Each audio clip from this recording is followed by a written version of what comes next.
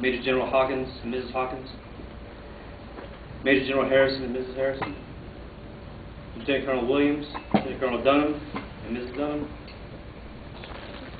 Master Sergeant Hallman and Mrs. Hallman, distinguished guests, family and friends, and Bison Battalion. Thanks for giving me the opportunity to say a few words. You have to bear with me. Didn't realize, wouldn't really expect all this, and kind of wrote all this down just to make sure that I wouldn't get emotional, but it's not really helping. Major General Harrison, first of all, I'd like to say thank you for blessing us with your presence tonight. Just kind of wish you to let me go first so that my words would carry a little more meaning. I'd like to start off with saying thank you to those who have given so much to our program in the years I've been here. Mr. Goldberg, General Gaskell, General Hawkins, Mr. Wanless, and Mr. Hunter, and the other many supporters from the AUSA. The support you've given to our program is greatly appreciated. And I can't say enough how important it is for the cadets to see gentlemen of your stature that continuously support our program. It really means a lot. And I just hope that that relationship continues, you know, as you guys get to know the new cadre and see the program continue to roll along.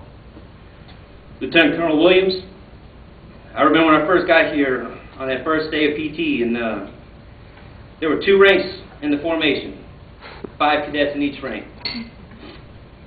And that was it. Today, there are 2 full platoons of cadets with a full battalion staff. Your hard work and efforts have given this program the personnel resources to develop into a program that is second to none. And I feel comfortable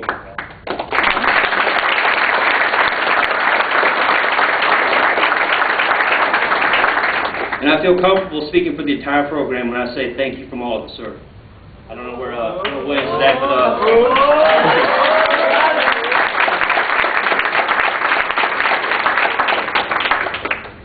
like many officers and NCOs who come to Cadet Command, I had no idea how challenging of an assignment that this would be.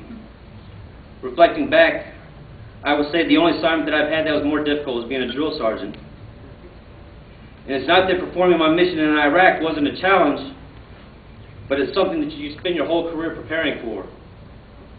There's nothing that prepares you for the challenges of molding bright young men and women who want to question everything that you do or say and molding them into officers. Professional soldiers who are ready to lead our young men and women through the many difficult tasks that face our country. Now that I have come to the end of my tour, I question the dedication and effort to all of those who told me that ROTC would be an easy assignment. Because if you put your all into it, it's definitely got to be one of the most challenging that the Army can give you. But it's also one of the most rewarding I've ever had. But know this, I have no regrets.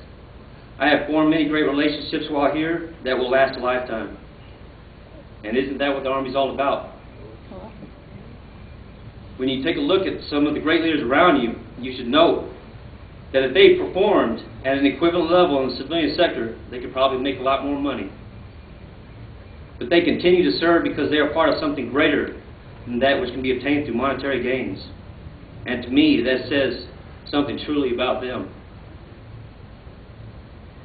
It is my opinion, it's something that I hold to be true, that there is nothing greater than the bond you develop with the person next to you, knowing that they will die defending you, and you will do the same to defend them. It's this closeness that has kept me from pursuing my academic goals that I had as a young man. I have wondered many times what life would have been like if I had left the Army to go back to school.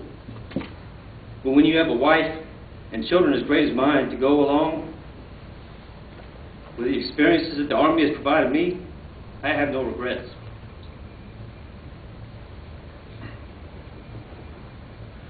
On top of the many great relationships that I have developed, this job has made me a better NCO, a better leader, and a better soldier. I have been challenged with dealing with so many different personalities and learning to lead them all.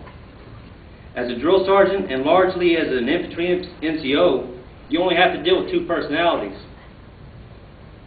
You deal with those that do exactly what you tell them to do, and those that do exactly what you tell them to do after you make it clear that they better do exactly what you tell them to do. That's not the case with ROTC. I've also learned that a leader is supposed to figure out how to solve problems rather than think of reasons why you can't make them happen. I'm sure I already knew that, but this job certainly made it clear for me. This is what I want you all to remember from my speech, if nothing else. When you go into your careers, regardless of what your career may be, remember that those who can find the solution will separate themselves from those who can only provide excuses for why they couldn't accomplish the mission. I think there are many potential great officers in this crowd. Make sure you go out and realize that potential. Thank you.